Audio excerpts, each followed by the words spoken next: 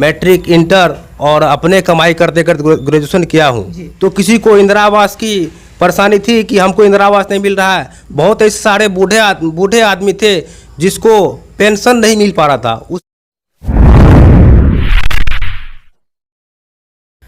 नमस्कार, मैं हूं आपका दोस्त खुर्शीद आलम और आप देखना शुरू कर चुके हैं आपका अपना चैनल, प्यारा चैनल सेकुलर जनता। दोस्तों, पंचायत चुनाव जोरों शोरों पर है। यूं कह दें तो अंतिम चरण में चल रहा है। कुछ ही चरणों का मतदान अब बचा हुआ है, जिसमें अंत में सुपौल विधानसभा क्षेत्र के अंतर्गत सुपौल प्रखंड में चुनाव होना है। इसी क्रम में मैंने सोचा कि क्यों नहीं हम जो भी कैंडिडेट हैं पंचायत चुनाव में चुनाव लड़ रहे हैं, चाहे वो जिला परिषद प्रत्याशी हो, मुखिया प्रत्याशी हो या कोई अन्य उम्मीदवार हो, उनका भी क्यों नहीं मैं इंटरव्यू के माध्यम से उनकी बातों को जनता तक पहुंचाऊं, जिससे जनता को ये डिसाइड करने में आसानी हो कि उनके लिए सही और योग्य उम्मीदवार कौन है।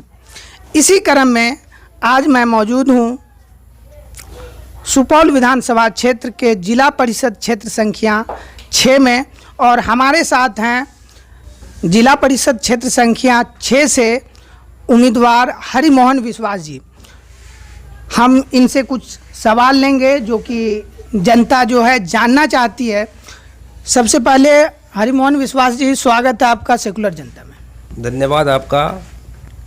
शुक्रिया जनाब। सबसे पहले मैं आपका संक्षिप्त परिचय जानना चाहूँगा, क्योंकि आप पहली बार चुनाव लड़ रहे हैं, लेकिन एक रिक्वेस्ट रहेगा कि परिचय में अपना क्वालिफिकेशन को भी ऐड करते हुए बताइएगा। साथ ही साथ आप राजनीति में कब से सक्रिय हैं?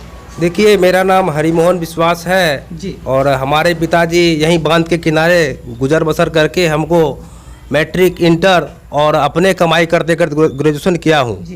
साथ ही बात रहा कि राजनीति की, तो राजनीति के लिए मैं पिछले 12-15 वर्षों से समाज सेवा से जुड़ा हुआ हूँ। इसके लिए हमने जनता दल यू माननीय मंत्री विजेंद्र बाबू के क्षेत्र में उनके कर्म के आधार पर उसके काम को दर्शाते हुए मैं अभी तक काम कर रहा हूँ। आपका क्या कहना है कि आप पहले से जनता दल यूनाइटेड पार्टी से भी जुड़े हुए हैं? जी, जुड़ा हुआ हूँ और अभी मैं यहाँ के कार्यकर्ता भी हूँ और मीडिया प्रकोष्ठ के जिला अध्यक्ष भी हैं। इससे पूर्व मैं जिला का प्रवक्ता भी रह चुका हूँ। अब मैं ये जानना चाहूँगा कि आप पहली बार चुनाव लड़ रहे हैं, तो क्या कमी दिखा पहले के जो प्रतिनिधि हैं उसमें या क्षेत्र में, क्या कमी दिखा जिस वजह से आपने यह कदम उठाया कि आपको जिला परिषद क्षेत्र संख्या 6 से चुनाव लड़ना चाहिए? जी खुर्शीद भाई, इससे ठीक 1 साल पहले मैं माननीय सुपौल सांसद दिलेश्वर कामत जी का निजी सचिव रह चुका हूं, और उस टाइम जब हमने उनके साथ गांव-गांव या वहां पर जनता जब आते थे तो किसी को इंदिरा आवास की परेशानी थी कि हमको इंदिरा आवास नहीं मिल रहा है। बहुत ऐसे सारे बूढ़े आदमी थे जिसको पेंशन नहीं मिल पा रहा था। उसके लिए हमारे सरकार जो है सारा व्यवस्था किया हुआ है, लेकिन पंचायत प्रतिनिधि का पहला दायित्व बनता है कि हम जा कर के उनका काम करवा दें। आपने बताया कि आप पहले से एक पार्टी से जुड़े हुए हैं, तो ऐसी स्थिति में मैं समझता हूं कि आप विपक्ष में रहते हुए, मतलब इस पद पे न रहते हुए भी इस तरह के सहयोग कर सकते थे। इसके लिए चुनाव लड़ना ज़रूरी है क्या? नहीं, देखिए होता क्या है कि जिस तरह हम पार्टी में काम कर रहे थे तो उतने लोगों से मिल नहीं पाते थे।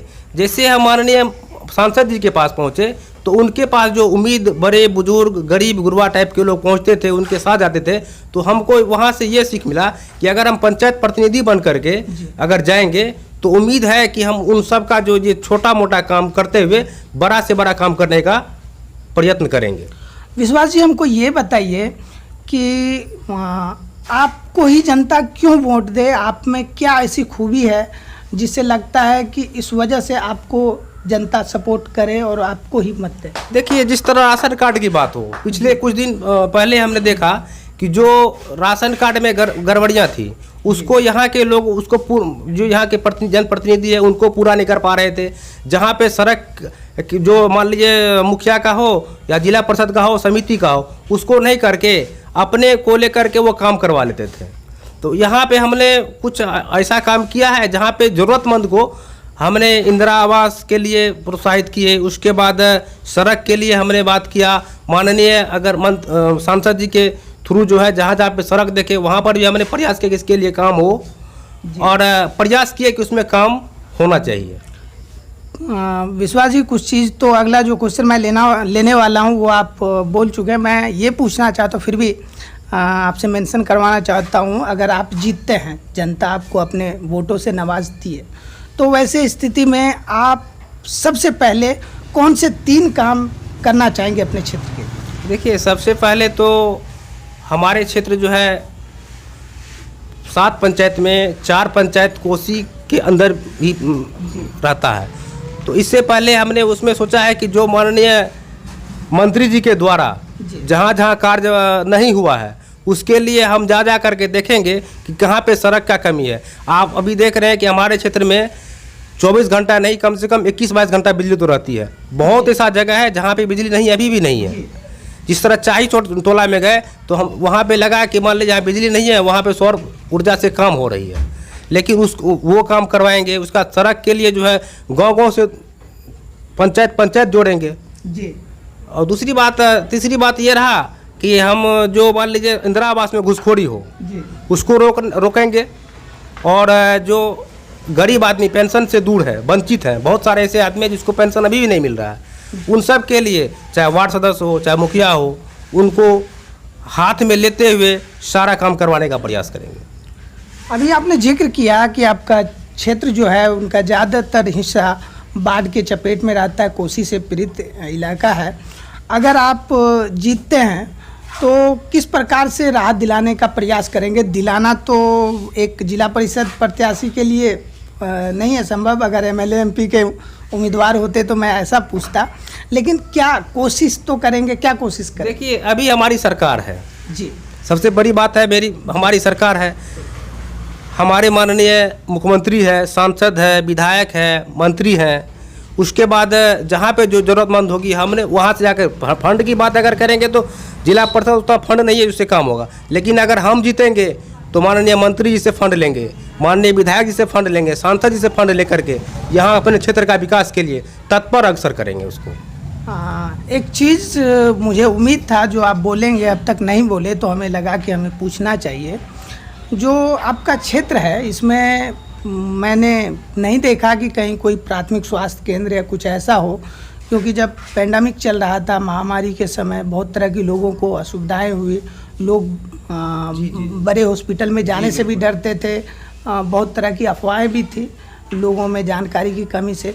तो क्या किसी तरह का स्वास्थ्य केंद्र लाने का कोशिश करेंगे जिससे जनता को सहूलियतें मिलें? नहीं, बस मिट्टी में जो है ना सर, हमारे स्वास्थ्य केंद्र पहले से ऑलरेडी है, लेकिन वहाँ पे सुचारू ढंग से काम नहीं हो पा रहा था। जब हमने घूमने का पिछले 6 महीने से काम किया है तो हमने देखा कि वहाँ पे मेरा एक स्वास्थ्य केंद्र है जो सही रूप सुचारू ढंग से चल नहीं रहा है। हम उसको ये पूर्ण रूपेण प्रयास करेंगे कि वहाँ पर अच्छे से अच्छे डॉक्टर हो, सारा सुविधा हो, जहाँ से बस मिट्टी अगर हम कवर करते 3-4 पंचायत को कवर कर लेगी वहाँ से। वो बात रहा इधर बढ़िया मंच साइड में, तो अगर बढ़िया मंच पे हम प्रयास करेंगे कि यहाँ पर भी जो है हमारा एक स्वास्थ्य केंद्र बने, और आसपास तो नगर परिषद है ही मेरा, जिससे सारा कवर हो जाएगा। मैं तो ये कहूँगा कि कोशिश कीजिए कि तमाम पंचायत में हो, जिससे कि ज़्यादा से ज़्यादा सहूलियत मिले। एक चीज़ और मैं जानना चाहूँगा कि आपके क्षेत्र में आप घूम रहे हैं, शिक्षा की क्या स्थिति लग रही है, और अगर कुछ कमी है तो उसमें कैसे सुधार लाएंगे या किस प्रकार इन्हें बढ़ावा देने का कोशिश करें? शिक्षा के लिए जो है हमारी सरकार, देखिए, प्रत्येक पंचायत में हाई स्कूल का व्यवस्था कर दिया है, और महिला लड़की जो पढ़ने के लिए आ रही है उसके लिए साइकिल व्यवस्था ऑलरेडी है। कमी मेरे ख्याल से अभी बहुत सारा कमी है। कमी ये है कि हम लोग उसको, जो हमारे वार्ड सदस्य है या जनप्रतिनिधि है पंचायत के, वो उसको उत्सुक नहीं करके स्कूल नहीं भेज रहे हैं। उसको हम जो है प्रयास करेंगे कि उनके घर जा कर के उनके बच्चे को स्कूल तक भेजने का काम करेंगे। चूँकि आप जिला परिषद लड़ रहे हैं, जिला परिषद का क्षेत्र बड़ा होता है और एक पार्टी से भी जुड़े हुए हैं, वो भी प्रतिष्ठित पार्टी से। तो ऐसे स्थिति में मैं ये भी पूछना आपसे मुनासिब समझा कि आपके लिए ये जिला परिषद का चुनाव बस यहीं तक सीमित रहेंगे कि आप कुछ ऐसा चाहते हैं कि कुछ बेहतर काम करके दूँ जिससे जनता आपको एमएलए एमपी के लिए नॉमिनेट करे, आप आगे भी कुछ लड़ना चाहते इसके लिए इच्छुक हैं, या बस यहीं तक सीमित रहना चाहिए? नहीं, देखिए अभी ये तो जनता के हाथ में है। अगर हम अच्छा सेवा करेंगे तो सोचता है कि ऑलरेडी ऊपर बढ़ेंगे। अगर अच्छा काम नहीं करेंगे तो वहाँ से बैक भी हो जाएंगे। जिस तरह हमारे क्षेत्र संख्या 6 में इतिहास रहा है कि जो जिला परिषद बने दोबारा नहीं बने। जी, तो इसलिए अगर अच्छा काम करेंगे तो स्वतः आगे बढ़ेंगे।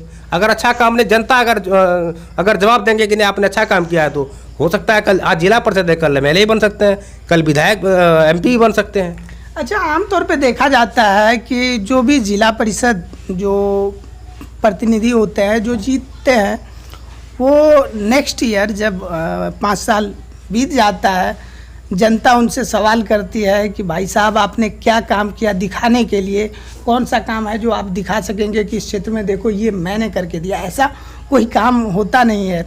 तो तमाम तर लोग ये बता करके निकल जाते हैं, बचते हुए दिखते हैं कि देखिए जिला परिषद के पास कोई फंड ही नहीं है। क्या ऐसा तो नहीं है कि जनता 5 साल बाद आपको वोट दे और 5 साल बाद यही फिर से सुनने को मिले? देखिए, सबसे बड़ी बात यह है कि जनता जो है ना, उसके लिए भूखे नहीं है कि आप काम नहीं किए। आप उसके पास जाइए, उसका सुख दुख में साथ रहिए, उससे आपको स्वतः पता चल जाएगा कि उनको क्या रिक्वायरमेंट है। अगर सड़क नहीं है, हम सरकार में हैं। अगर सड़क नहीं, अगर मेरे पास घर नहीं था तो हम घर का प्रयास करेंगे। अगर वहाँ जाएंगे, वहाँ का देखेंगे कि सड़क नहीं है, तो हम जा कर के आगे बोलेंगे। अगर हमारी बैठक होगी या हमारी सरकार है, हम उसको जा कर के बोलेंगे कि मेरे क्षेत्र में इस तरह, ठीक है मेरे पास आवंटन नहीं है, मेरे पास उस तरह का फंड नहीं है, लेकिन फंड लाने का काम तो हम ही करेंगे ना। अगर फंड लाएंगे नहीं तो मेरा प्रयास क्या होगा? हम क्या करेंगे? फंड के डिपेंड पे अगर पड़े रहेंगे तो काम होगा क्या? बांध की बात कर रहे हैं आप जी। अगर बांध की बात कर रहे हैं, बांध के लिए मान लीजिए अभी कोसी प्रोजेक्ट काम कर रही है ना, लेकिन उस व्यवस्था तो उसको देखना पड़ेगा। उसके आप जिला पर तो फंड जाता है क्या? उसके लिए आपको जा कर के बोलना पड़ेगा कि यहाँ पे कमी है। मेरा मानना है कि अगर एक जिला परिषद कैंडिडेट को अगर किसी तरह का फंड ना मिले तो वो अगर चाहे अपने समर्थकों के साथ धरना प्रदर्शन करे, डिमांड करे, तो मुझे लगता है कि वो भी उनको मिलेगा और आसानी से काम हो सकता है। लेकिन आमतौर पे मैं नहीं देखता हूँ। क्या इस तरह का कुछ एक्टिविटी अगर आपको नहीं मिले तो आप करना नहीं, चाहेंगे? बिल्कुल करेंगे। अगर मान लीजिए हमारे क्षेत्र में अगर सड़क नहीं बन रही है या अगर इंदिरा आवास के लिए दिक्कत हो रही है, जिसका मान लीजिए बीपीएल में नाम नहीं था, उसके लिए अगर हम धरना प्रदर्शन नहीं करेंगे, सरकार से मांग नहीं करेंगे, तो हमारे जनता का विकास कहाँ से होगा? ये तो पहले ज़रूरी है। अगर फंड पे डिपेंड रहेगा तो काम मेरा नहीं होगा। चलिए, अभी तक आप हमारे सवालात के जवाब दे रहे थे। अब अंत में हम चाहेंगे अगर आपके मन में कोई विचार हो, अगर कोई संदेश हो जनता के लिए, तो आप वो बोले, जिससे कि हमारे जो व्यूअर्स होंगे वो आपको देखेंगे। अगर उनको आपकी बात अच्छी लगेगी, आपके इंटरव्यू पसंद आएंगे, तो वो आपको वोट दें, ऐसा हम उम्मीद करेंगे। तो इसलिए आप अपना कोई संदेश जो देना चाहें। देखिए, मैं तो अभी आप लोगों के बीच जा रहा हूँ, आप लोग आशीर्वाद दीजिए और एक बार हमें मौका दीजिए। जो आज तक 4 जिला परिषद नहीं किया है वो आपका बेटा, मैं नेता का बेटा नहीं हूँ, मैं गरीब का बेटा हूँ और आप लोगों के बीच रहूँगा, आप लोगों के साथ रहूँगा। मुझे एक बार मौका दीजिए, मैं ऐसा साबित करके दिखाऊँगा कि जो किसी ने नहीं किया वो मैं करके दूँगा। अंत में मैं ये भी पूछ लेना बेहतर समझता हूँ, क्योंकि मेरा भी रनिंग में मेरा चैनल है और मैंने ये इंटरव्यू किया आपका। मेरा यह इंटरव्यू सेकुलर जनता का यह इंटरव्यू आपको कैसा लगा और हमारे चैनल के बारे में आप क्या कुछ कहना चाहेंगे? नहीं, बहुत अच्छा लगा कि आप मान लीजिए इस तरह चैनल के लिए मेहनत कर रहे हैं। मुझे लग रहा है कि आए दिन में सेकुलर जनता को काफ़ी लोग पसंद करेंगे। मुझे बहुत ही अच्छा लगा और ख़ास करके आप और आपके जो ग्राफर है वो बहुत ही बिहेवियर है और जिस तरह मेहनत आप लोग कर रहे हैं कि हमको नहीं लग रहा है कि कल के डेट में इसे कोई ना पसंद करेंगे। मेरे तरफ से बहुत बहुत धन्यवाद आप लोगों को। तो ये थे हमारे बीच हरिमोहन विश्वास जी जिला परिषद प्रत्याशी हैं क्षेत्र संख्या 6 से। आपको यह इंटरव्यू कैसा लगा हमें कमेंट बॉक्स में ज़रूर बताइएगा। अच्छा लगा हो यह वीडियो और यह इंटरव्यू तो इसे लाइक और शेयर करना मत भूलिएगा। विश्वास जी बहुत बहुत धन्यवाद आपका, आपने अपना बहुमूल्य समय दिया। धन्यवाद।